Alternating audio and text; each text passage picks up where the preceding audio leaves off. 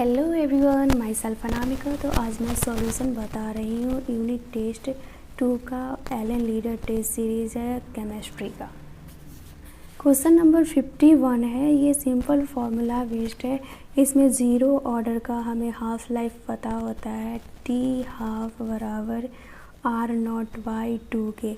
ये initial value दिया गया है 5 म्यूग्राम एंड के का वैल्यू भी हमें क्वेश्चन में दे दिया गया है 0.05 म्यूग्राम पर ईयर। बस इसको रखेंगे, हमारा आंसर आ जाएगा। एंड 52 सिंपल थ्योरी बेस्ड है। एंड 53 क्वेश्चन में हमसे पूछ रहा है टी हाफ एंड टी 7/8 के बीच में रिलेशन क्या होगा जीरो ऑर्डर में। तो हमें टी हाफ का ज़ीरो ऑर्डर के लिए पता है, टी हाफ जो होता है वो आर नॉट बाई 2 के होता है। अब हमें इस रिलेशन निकालना है तो हमें पता रहना चाहिए कि ये किधर से आया।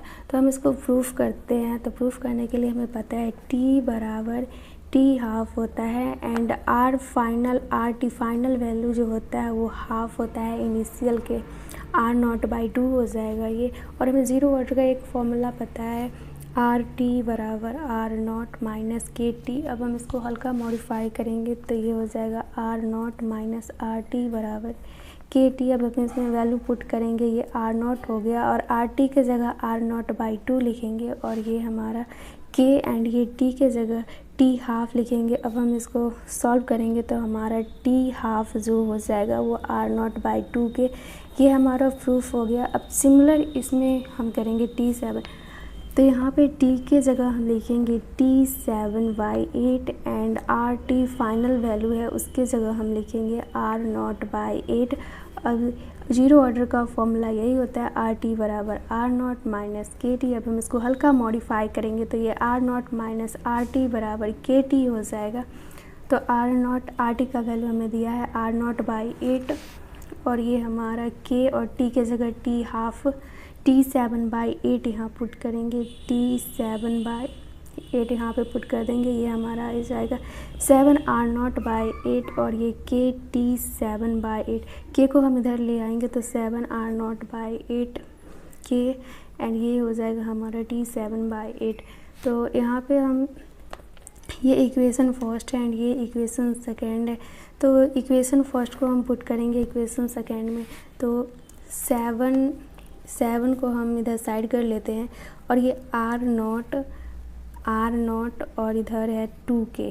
तो हमारा बच जाता है 4 आर नॉट बाई 2 के। हमारा दिया हुआ है टी हाफ, तो हम लिख सकते हैं 7/4 इंटू टी हाफ बराबर टी 7/8। हमारा रिलेशन आ गया, ये प्रूफ हो गया। 54 क्वेश्चन पूछा गया है सिंपल एप्रियंस एंड डिसएप्रियंस पे। तो फिर भी इसमें मैं थोड़ा बता देती हूँ। A2 है gaseous, V gaseous plus 1/2 C gaseous. तो अगर हम इसमें T जब 0 है इनिशियल है तो इनिशियल में हमें दिया गया है ये है 100 और ये 0 हो जाएगा जब इसका टाइम कुछ 5 मिनट आता है। T 5 मिनट के बाद क्या होगा? तो यहाँ पे T 5 मिनट के बाद हमें पता है 100 माइनस x करेंगे तो जितना इधर से रिमूव हुआ है इधर उतना ऐड हो जाएगा। अब हमें नंबर 54 में पूछ रहा है सिंपल सा rate of appearance and disappearance पे है। इसमें सिर्फ कंसंट्रेशन लेना मेन काम है, उसके बाद सारा सिंपल है। V जो है वो गैसियस दिया है एंड 1/2 C जो है वो गैसियस है। तो हमसे पूछ रहा है कि इसमें रेट ऑफ डिसएप्रियंस A2 का क्या होगा। A2 का क्या होगा? तो इसके लिए हमें दिया गया है T जब 0 रहता है तो कंसंट्रेशन रहता है 100 mmHg, ये सब 0 होगा। और जब T चले जाता है 5 मिनट पे तब इसका कंसंट्रेशन क्या होगा? तो इसमें 100 माइनस कुछ माइनस होगा तो यहाँ पे कुछ ऐड होगा और ये 1/2x है तो यहाँ पे भी ये 1/2x हो जाएगा। बस इसी बात को यहाँ पे ध्यान रखना है। अब हमारे इस क्वेश्चन में कुछ नहीं बचा। फाइनल वैल्यू हमें दिया गया है टोटल कंसंट्रेशन टोटल कंसंट्रेशन हमें दिया गया है 120। अब हम ये सबको ऐड कर लेंगे। 100 minus x plus 1/2x and total 120 दिया है। जब हम इसको सॉल्व करेंगे तो हमारा x आ जाएगा 40। अब हम रेट ऑफ डिसअपीयरेंस पूछ रहा है, तो a2 dt होगा एंड dv dt होगा। तो हमारा dv का कंसंट्रेशन है 40 और t हमें टाइम दिया गया है 5, तो हमारा आंसर आ जाएगा 8। 5 क्वेश्चन है, उसमें भी सिंपल फार्मूला पे पूछा गया है। 0 ऑर्डर का फार्मूला है। पिछले क्वेश्चन में भी हम किए हैं r बराबर r0 माइनस KT।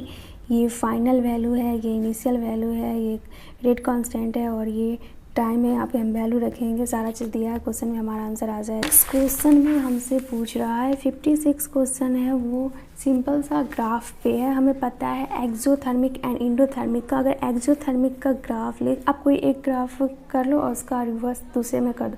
मैं एक्सो से याद की हूँ। एक्सो का ग्राफ कुछ ऐसा होता है, मतलब कि नीचे कुछ दबा सा होता है। ये हो गया हमारा, ये एक्सोथर्मिक रिएक्शंस का ग्राफ है। तो हम देख सकते हैं ये जो है हमारा, ये है EA बैकवर्ड एंड ये जो हमारा है EA फॉरवर्ड। तो हम इसमें देख सकते हैं EA बैकवर्ड ज़्यादा है एंड EA फॉरवर्ड कम है एक्टिवेशन एनर्जी का। तो एक्सोथर्मिक का ये होता है एंड रिवर्स होगा इंडोथर्मिक का। बस यही 56 में 57 क्वेश्चन में हमसे पूछ रहा है, एक ग्राफ दिया गया है कंसंट्रेशन और टाइम का एंड ये ऐसे करके ग्राफ है एंड ये दोनों एक जगह पे इंटरसेक्ट हो रहे हैं। ये V है और ये A है और यहाँ पे 2A और B दिया गया है और हमसे पूछ रहा है कितना रिएक्शन कंप्लीट होगा। तो हमें पता है T 0 रहता है, तो यहाँ पे 2A होगा एंड यहाँ पे 0 होगा एंड एट इक्विलिब्रियम पे हम यहाँ पे 2A माइनस 2x ले सकते हैं। इतना रिमूव हुआ तो यहाँ पे कुछ ऐड हुआ होगा। तो यहाँ पे 2 मोल है और यहाँ पे 1 मोल है, तो x का हाफ हो जाएगा, तो यहाँ पे ओनली x बनेगा। हमें पूछ रहा है x का वैल्यू, तो 2 एट इक्विलिब्रियम पे हो जाएगा 2A माइनस x बराबर x। ये है एट इक्विलिब्रियम पे हो जाएगा।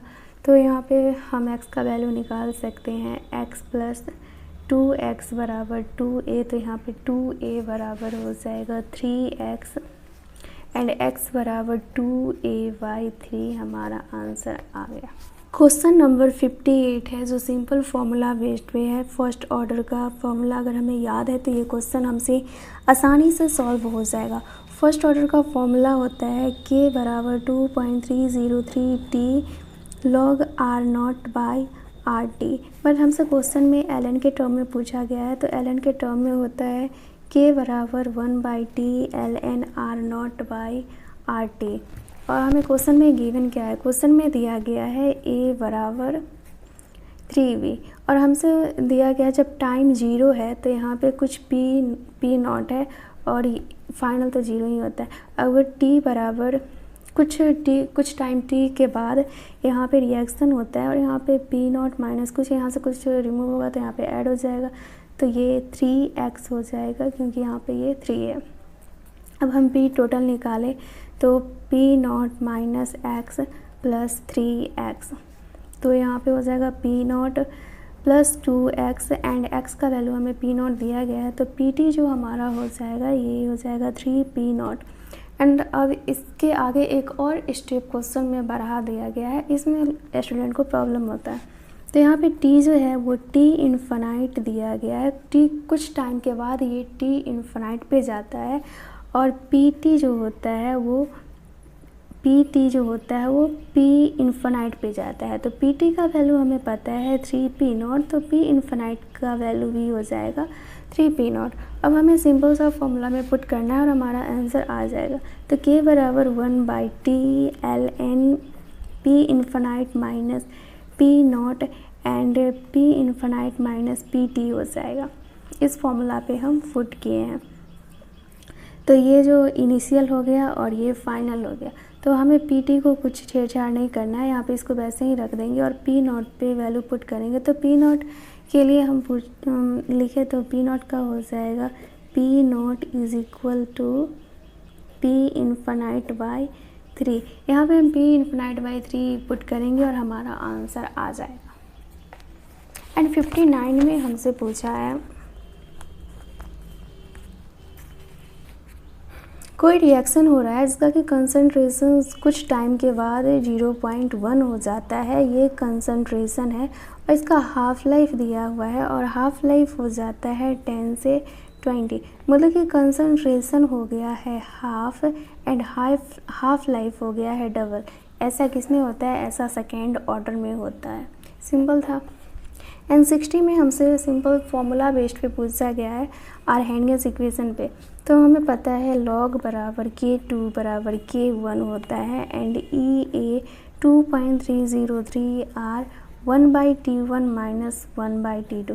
तो इसमें थोड़ा सा हमें दिमाग लगाना पड़ेगा क्योंकि यहाँ पे हमें टेम्परेचर का वैल्यू दे दिया गया है और हमसे पूछा गया है एक्टिवेशन एनर्जी का। तो हमें यहाँ पे EA निकालना है, तो हमें T1 का टोटल वैल्यू दे, तो इसको सिर्फ थोड़ा सा मॉडिफाई करना है। log K2 बराबर K1 हो जाएगा और EA 2.303 R और ये डेल्टा T हो जाएगा और हमें यहाँ पे से सिंपल सा सबका वैल्यू पुट करेंगे और हमारा यहाँ से EA मिल जाएगा।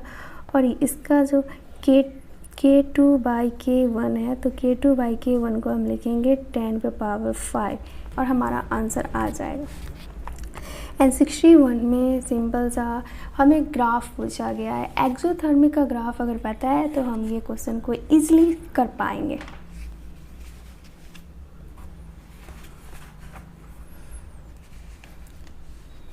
सिक्सटी वन में हमसे सिंपल ग्राफ के बेसिस पे क्वेश्चन पूछा गया है। अगर हमें एक्सोथर्मिक का ग्राफ पता है तो ये क्वेश्चन हमसे आसानी से हो जाएगा।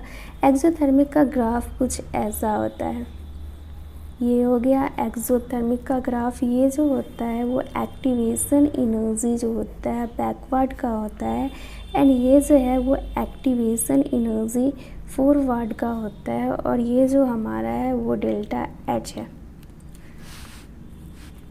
तो हम डेल्टा एच बराबर लिख सकते हैं EA forward minus EA backward.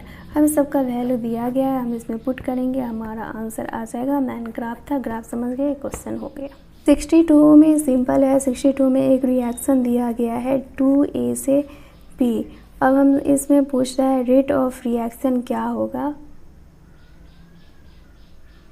तो हमें इसमें सिंपल सा पूछा गया, तो हम इसका रेट ऑफ अपीयरेंस और डिसअपीयरेंस के बेसिस पे करें तो ये हो जाएगा 1/2 dA/dt एंड हमें दिया गया है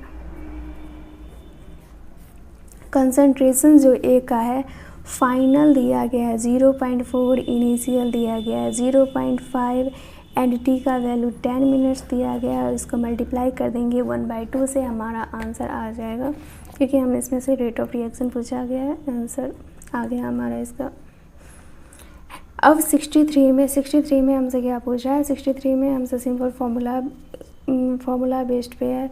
हमसे पूछ रहा है K बराबर K forward and K backward. अगर हमें ये फॉर्मूला याद है तो आसानी से ये K फॉरवर्ड, K का वैल्यू दिया गया है कांस्टेंट 1.5 दिया गया है और हमसे फॉरवर्ड का पूछ रहा है, बैकवर्ड का भी वैल्यू हमें दिया गया है 7.5 × 10 पे पावर -4। इसको पुट करेंगे और हमारा आंसर आ जाएगा। 64 क्वेश्चन में हमसे पूछा गया है रेशियो ऑफ एक्टिव मास। तो रेशियो ऑफ एक्टिव मास किसका पूछा गया है। 128 ग्राम SO2 दिया गया है एंड 14 ग्राम N2 दिया गया है, 11 ग्राम CO2 दिया गया। हमें ये सब का एक्टिव मास का रेशियो निकालना है गैसेस मिक्सचर में। तो सबसे पहले मिक्सचर में निकालना है, तो सबसे पहले हमें तो इसका मोल टोटल करना ही पड़ेगा। तो सबका इंडिविजुअल मोल निकाल लेते हैं। इसका मोल निकालेंगे तो हमें आ जाएगा 2, इसका मोल आ जाएगा 0.5 एंड इसका जो आ जाएगा वो 0.25। मोल निकालने का तरीका N बराबर गिवन मास हमें दिया गया है 128, इसका मॉलिक्यूलर वेट लिखेंगे, हमारा आंसर आ जाएगा। मतलब कि मोल निकल जाएगा। और मोल के लिए हम टोटल मोल निकालें, क्योंकि हमसे मिक्सचर में पूछा है तो हमें टोटल निकालना पड़ेगा। तो 2 + 0.5 + 0.25, तो हमारा एन टोटल आ जाएगा 2.75। अब हम सिंपल सा क्वेश्चन करना है, SO2 N2 CO2 है, सबको हम इंडिविजुअल मोल को टोटल मोल से डिवाइड कर देंगे। ये 2, इसमें n बराबर 2 है तो यहाँ पे NT से डिवाइड कर देंगे 2.75, n = NT का सबसे डिवाइड कर देंगे। और यहाँ पे 0.5 है तो टोटल मोल 2.75 होगा, यहाँ पे 0.25 है तो टोटल मोल 2.75 आ जाए। इसका रेशियो निकालेंगे और हमारा आंसर आ जाएगा। एंड हमसे 65 में सिंपल सा क्वेश्चन है, वही जो पिछले क्वेश्चन में पूछा गया है, बस थोड़ा मॉडिफाई किया है। SO2 है प्लस NO2 है and SO3 gas plus NO gas. ये सब जो जब ये इनिशियल रहता है एंड टाइम 0 रहता है तो इसका वैल्यू सबका 1 मोल, 1 मोल, 1 मोल एंड 1 मोल, सबका वैल्यू 1 मोल है। अब एट इक्विलिब्रियम पे क्या होगा? एट इक्विलिब्रियम में हम लिख सकते हैं 1 - x, इधर से जितना रिमूव हुआ है प्रोडक्ट में उतना ऐड होगा। तो ये 1 + x, मोल भी इसका 1 है तो कुछ ऐड नहीं होगा, 1 × x, 1 + x। अब हमें इक्विलिब्रियम कांस्टेंट निकाले तो हम यहाँ पे इक्विलिब्रियम कांस्टेंट को कैसे लिख सकते हैं? SO3 NO and SO2 and NO2 सारा का वैल्यू यहाँ पे रखेंगे कि इक्विलिब्रियम कांस्टेंट हमें 16 दिया गया है, ये SO3 है, दोनों का सेम है तो 1 + x² हो जाएगा, SO1 - x² हो जाएगा। हम इसको सॉल्व करेंगे, हमारा x का वैल्यू 3/5 आ जाएगा। और ये 3/5 हमसे कॉन्सेंट्रेशन पूछ रहा है NO का, तो NO का कंसंट्रेशन हो जाएगा 1 + x जो हो जाएगा वो 3/5, और इसको सॉल्व करेंगे हमारा आंसर आ जाएगा। 66 सिंपल थ्योरी बेस्ड है एंड 67 का बात करें तो ये भी थ्योरी बेस्ड है। जब 68 जो है वो फॉर्मूला बेस्ड है सिंपल, एंड 69 में है अगर हम कोई भी रिएक्शंस को रिवर्स करते हैं तो उसका के, जैसे कि A2V है, अगर हम A2V का K दिया हुआ है एंड हमसे B2A का पूछ रहा है तो हमारा जो K डैश हो जाएगा वो 1/K हो जाएगा। क्वेश्चन नंबर 70 में हमसे दिया गया है एक reaction NH4HS solid and reversible reaction है NH3 gaseous plus H2S gaseous. तो हमें एट इक्विलिब्रियम पे प्रेशर जो दिया गया है वो 0.66 atm है एंड टेम्परेचर जो है वो 25 डिग्री सेल्सियस दिया है। तो हमसे Kp पूछ रहा है कि Kp क्या होगा, तो Kp को हम लिख सकते हैं NH3H2S। तो इक्विलिब्रियम पे हमें पता है रिएक्टेंट एट इक्विलिब्रियम, रिएक्टेंट बराबर प्रोडक्ट होता है, तो रिएक्टेंट का वैल्यू 0.66 दिया है तो प्रोडक्ट भी हो जाएगा 0.33 और ये 0.33, तभी हमारा रिएक्टेंट बराबर प्रोडक्ट हो जाएगा। तो सिंपल यहाँ पे 0.33 पुट करेंगे और हमारा आंसर आ जाएगा। 71 सिंपल है, इस पे थ्योरी बेस्ड पे क्वेश्चन है, आराम से बन जाएगा। क्वेश्चन नंबर 72 सिंपल ग्राफ का क्वेश्चन है। आर्हेनियस इक्वेशन पे दिया गया है, कितना बार यही फॉर्मूला पे पूछ लिया है एक ही टेस्ट में। K2 = K1, EA = R and 1/T1 - 1/T2 पे इस पे ग्राफ दिया गया है, हमारा क्वेश्चन सॉल्व हो। 73 में हमें डिग्री ऑफ डिसोसिएशन निकालना है, उसका हमें दिया गया है A + B C + D। Initial जो मोल दिया गया है वो 1 मोल दिया गया है A का एंड B का 1 मोल दिया गया है, ये 0 हो जाएगा। एट इक्विलिब्रियम पे कुछ इसमें से डिसोसिएट हो जाएगा तो ये अल्फ़ा 1 - अल्फ़ा, इसमें कुछ ऐड अल्फ़ा, ये मोल हमारा हो गया। अब हमें इसमें पार्शियल प्रेशर वगैरह निकालना पड़ेगा, तो पार्शियल प्रेशर का एक फॉर्मूला होता है P, ये पार्शियल प्रेशर है, पार्शियल प्रेशर का फॉर्मूला आता है P total into mole fraction, और मोल फ्रैक्शन के लिए हमें टोटल मोल का नीड होता है, तो टोटल मोल हम यहाँ से निकाल लेंगे NT = 1 minus alpha plus 1 minus alpha plus 2 alpha. तो यहाँ पे से एन टोटल हमारा आ जाएगा 2। तब हम सिंपल यहाँ से सबका पार्शियल प्रेशर निकाल लेते हैं। तो पार्शियल प्रेशर सी का हो जाएगा पी, प्रेशर उसका पी टोटल पी हो जाएगा एंड मोल फ्रैक्शन गिवन जो दिया गया है वो अल्फ़ा है एंड टोटल मोल जो है वो 2 है। तो पी सी जो हो जाएगा वो पी अल्फ़ा बाई 2 हो जाएगा। वैसे ही हम पी डी का लिख सकते हैं, पी इंटू इसका भी अल्फ़ा बाई 2 हो जाएगा एंड पी वी का गिवन है अल्फ़ा बाई 2 एंड पी ए जो हो जाएगा वो भी 1 माइनस अल्फ़ा बाई 2। अब सारा चीज़ हो गया, अब सिंपल हमें पुट करना है और हमारा अल्फ़ा का वैल्यू आ जाएगा। तो कि हम कैसे लिखते हैं, C plus T P C P D and P V and P A, sorry plus नहीं मल्टीप्लाई पी ए। तो अब हम यहाँ पे पी सी का वैल्यू यहाँ पे पुट करेंगे, P C P alpha by 2 P D P alpha by 2 and P V 1 minus alpha by 2 and P A 1 minus alpha by 2 और हमारा यहाँ से अल्फ़ा का वैल्यू आ जाएगा। 74 में है PCl5 जो कि डिसोसिएट हो जाता है PCl3 प्लस Cl2 में। एट T0 पे ये रहता है 1, ये रहता है 0 0। एट इक्विलिब्रियम पे ये 50% जो होता है वो डिसोसिएट कर जाता है। तो 1 माइनस 50 बाई 100 का हो जाएगा 0.5। तो यहाँ पे 0.5 ऐड होगा, यहाँ पे भी 0.5 ऐड होगा। तो यहाँ पे अगर हम टोटल मोल्स निकालें एन टोटल, तो एन टोटल हमारा 1 माइनस 0.5 प्लस 0.5 प्लस 0.5, तो एन टोटल हमारा आ जाएगा 1.5। तो हम इसमें सिंपल Kp निकालेंगे। तो Kp के लिए हमारा वही पार्शियल प्रेशर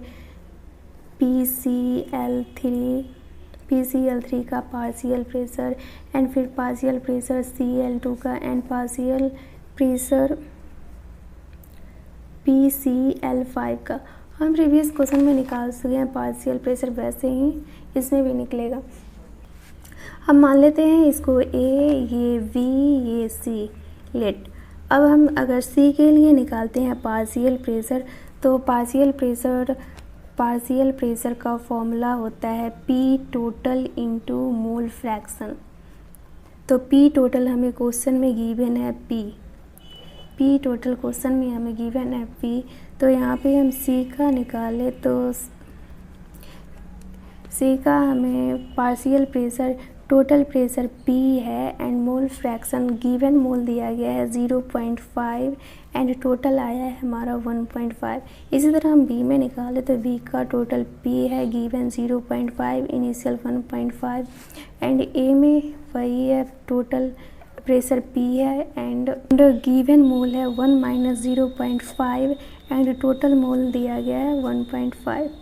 अब इसको सिंपल सा फॉर्मूला में पुट करना है, हमारा आंसर आ जाएगा Kp PCl3 PCl2 and PCl5 में सबका वैल्यू पुट कर देंगे, हमारा आंसर आ जाएगा। इसमें PCl3 में 2 एंड PCl5 में हमारा आंसर आ जाएगा। क्वेश्चन नंबर 76 जो है वो काफ़ी ज़्यादा इजी है, बस हमें इसकी लैंग्वेज को समझना है। हमें जो डिग्री ऑफ डिसोसिएशन दिया गया है वो इन्वर्सली प्रोपोर्शनल टू प्रेशर का दिया गया है। ये इक्वेशन फर्स्ट है एंड दिया गया है कि हमारा वॉल्यूम जो टेम्परेचर जो है वो कांस्टेंट है। तो हमें PV बराबर nRT पता है। अगर टेम्परेचर कांस्टेंट है तो प्रेशर जो है वो इन्वर्सली प्रोपोर्शनल टू V हो जाएगा। ये हमारा इक्वेशन सेकेंड है। अगर हम इसको मॉडिफाई करें तो हमारा कुछ हमें अल्फ़ा निकालना है, तो हमें प्रेशर को इसमें से रिमूव करना पड़ेगा। तो इसके लिए हम अगर इसमें स्क्वायर करते हैं तो ये अल्फ़ा स्क्वायर 1 बाई प्रेशर हो जाएगा। अब हम इसको रिवर्स करते हैं 1 बाई P डायरेक्टली प्रोपोर्शनल है अल्फ़ा स्क्वायर को। अगर हम यहाँ पे ये प्रेशर है तो प्रेशर को 1 बाई P लेते हैं तो ये डायरेक्टली प्रोपोर्शनल टू वॉल्यूम हो जाएगा। ये इक्वेशन फर्स्ट और ये हमारा इक्वेशन सेकंड है, दोनों को बराबर करते हैं। 1/p इसमें भी है, 1/p इसमें भी है। Equation 1 is equal to equation second करते हैं तो हमारा ये हो जाएगा अल्फ़ा स्क्वायर बराबर v, एंड हमारा जो v अल्फ़ा जो हो जाएगा वो √v हो जाएगा। अब सिंपल सा कुछ नहीं, हमें जो v दिया गया है, v फाइनल जो दिया गया है वो v इनिशियल के 60 टाइम्स है। अब बस हमें α1 बराबर α2 √v 1/v2 करेंगे, हमारा आंसर आ जाएगा। 76 में थिम्पल थ्योरी बेस्ड है। इसमें बोल रहा है कि अगर हम कंटेनर का वॉल्यूम इंक्रीज़ करते हैं तो प्रोडक्ट का फॉर्मेशन कैसा होगा। प्रोडक्ट का फॉर्मेशन जो होगा प्रोडक्ट में नंबर ऑफ मोल्स इंक्रीज़ कर जाएगा। क्वेश्चन नंबर 77 में हमसे पूछ रहा है डी इक्विलिब्रियम टू ए का इक्विलिब्रियम कांस्टेंट क्या होगा। एंड क्वेश्चन में हमें कुछ वैल्यू दिया गया है। ए वी का जो इक्विलिब्रियम कांस्टेंट है वो 3 है, बी और सी का इक्विलिब्रियम कांस्टेंट 5 है, एंड सी और डी का इक्विलिब्रियम कांस्टेंट 2 है। तो अगर हम इसको अच्छा से लिखें तो के जो हो जाएगा हमारा b/a, एंड ये जो हो जाएगा c/v, एंड ये जो हमारा होगा d/c। तो हम देख सकते हैं b से b कट गया, c से c कट गया, तो हमारा k जो आता है वो d/a आता है, बट हमें निकालना है a/d का। ये सबको हम रिवर्स कर देंगे, तो रिवर्स करने के बाद पहले इसको कैलकुलेट कर लेते हैं। b a/v ये हो जाएगा, एंड ये जो हो जाएगा c b/c, एंड ये जो हो जाएगा वो c/d हो जाएगा। तो हम यहाँ पे तो इसका इक्विलिब्रियम कांस्टेंट भी रिवर्स हो जाएगा, तो यहाँ पे ये हो जाएगा 1/3, ये हो जाएगा 1/5, एंड ये हो जाएगा 1/2, और हमारा ये भी ये d/a था, तो ये अब हमारा हो जाएगा a/d। हमारा आ गया कि a/d। अब हम इसको सॉल्व करेंगे, हमारा आंसर आ जाएगा। 28 क्वेश्चन देखें तो इसमें हमें वीक एसिड दिया गया है HQ, तो ये हो जाएगा H+Q माइनस इनिशियली जो इसका कंसंट्रेशन होगा वो C हो जाएगा, ये 0 एट इक्विलिब्रियम पे कुछ इसमें से डिसोसिएट हो जाएगा, ये X और ये X। और जब हम इसका आयोनाइजेशन कांस्टेंट हमसे पूछ रहा है तो आयोनाइजेशन कांस्टेंट के लिखेंगे, तो ये X and C minus X। Weak acid है तो उतना ब्रेक नहीं हो पाएगा, तो इसको हम नेग्लिजिबल मान सकते हैं। तो ये जो K है ये x² और ये C हो जाएगा। कंसंट्रेशन हमें क्वेश्चन में दिया गया है, इसका HQ का कंसंट्रेशन 0.1 मोलरिटी, तो ये 0.1 हो जाएगा। हमें x² निकालना है, तो pH क्वेश्चन में 3 दिया गया है, pH क्वेश्चन में 3 दिया गया है, तो pH 3 है, तो इसका H प्लस जो हो जाएगा वो 10⁻³ हो जाएगा।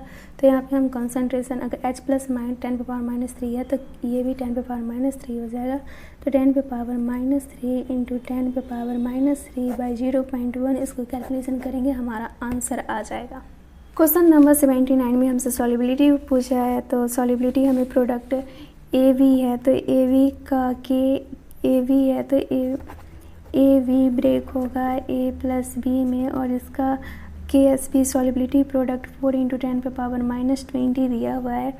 अगर ये S में लेट S, तो ये S में टूटेगा, ये अब इसका KSP प्रोडक्ट हो जाएगा S एंड S, तो ये KSP S² हो जाएगा, और यहाँ पे KSP का वैल्यू हमें दिया है 4 × 10⁻⁻20, और यहाँ से हमारा S निकल जाएगा। सिंपल था।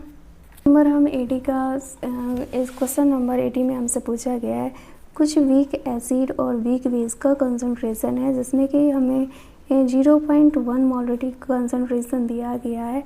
उसका हाइड्रोलाइसिस कांस्टेंट जो है वो KH बराबर 30% है। अब इसमें से कंसंट्रेशन इसका 0.2 मोलरिटी इंक्रीज़ कर दिया गया, तो KH कितना होगा। तो KH जो कंसंट्रेशन पे डिपेंड नहीं करता है, इसको हम प्रूफ भी कर सकते हैं। Weak acid and weak base का होता है CH3 double bond O NH4, तो हम इसको लिख सकते हैं CH3 double bond O minus plus NH4 plus H2O, और ये CH3 डबल बॉन्ड OH और ये प्लस NH4OH। अगर एट इनिशियली ये C है तो ये भी C होगा, ये 0 और ये 0। एंड एट इक्विलिब्रियम पे अगर इसमें से कुछ डिसोसिएट हो जाता है कुछ C अल्फ़ा, इसमें से भी C अल्फ़ा, तो यहाँ पे कुछ ऐड हो जाएगा C अल्फ़ा, जो इधर डिसोसिएट हुआ है वो इधर ऐड हो। तब हम इसका के हाइड्रोलाइसिस लिखें, हाइड्रोलाइसिस कांस्टेंट, तो ये हो जाएगा C alpha C minus C alpha का स्क्वायर।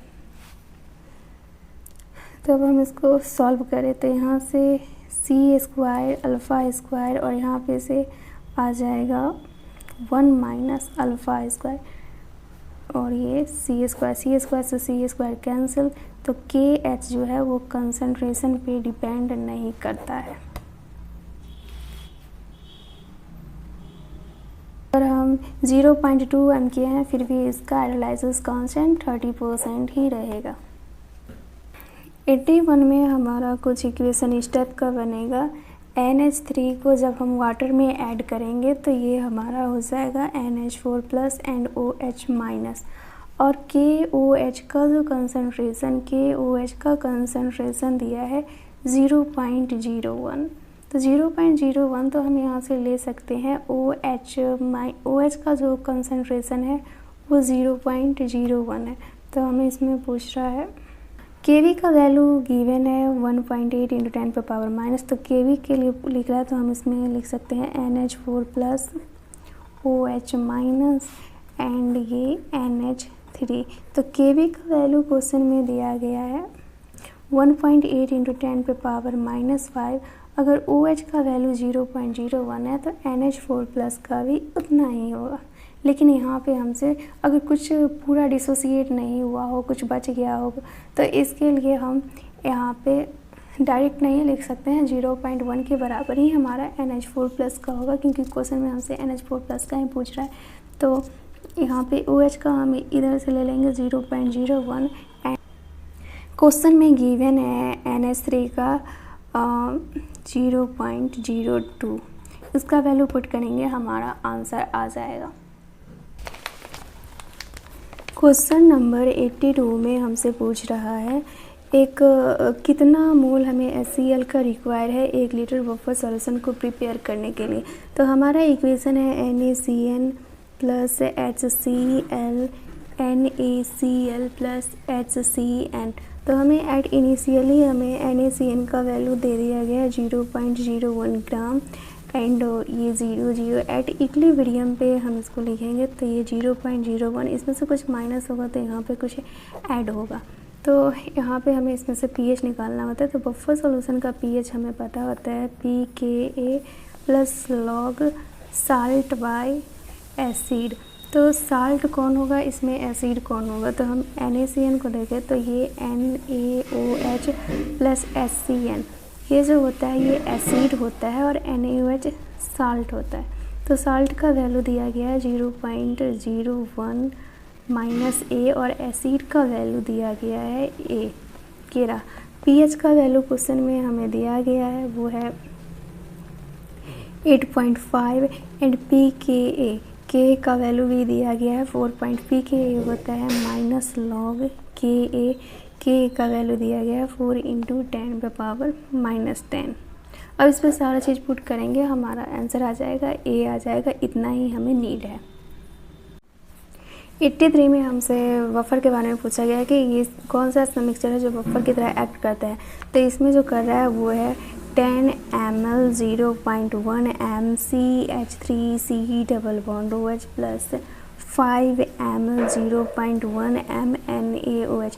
ये जो है वो बफर की तरह एक्ट कर रहा है। वो कैसे, पहले इसका इक्वेशन लिखते हैं CH3COH plus NaOH CH3C double bond O minus CH3C double bond O minus है। ये weak acid plus strong base की की तरह है। तो अगर हम मिली मोल निकालते हैं तो मिली मोल हो जाएगा 0.1 इंटू 10, क्योंकि तो मिली मोल इसका 10, ये हमारा आ गया 1 मिली मोल। और NaOH का जो दिया गया है इसका निकाले तो 0.1 इंटू 5, ये 10 टू 0.5 मिली मोल, ये 0.5 मिली मोल हो गया। ये तो एट इनिशियल पे इतना मिली मोल है। इक्विलिब्रियम पे निकाले तो ये जो 0.5 मिली मोल है ये कंज्यूम कर लेगा, तो इस यहाँ पे ओनली 0.5 बचेगा। इतना 0.5 ख़त्म हो गया तो इधर भी बचेगा वो 0.5 बचेगा और इधर भी 0.5 बचेगा। तो ये जो हमारा हो गया ये हमारा बफर सॉल्यूशन हो गया। बफर में भी बेस एसिडिक बफर है।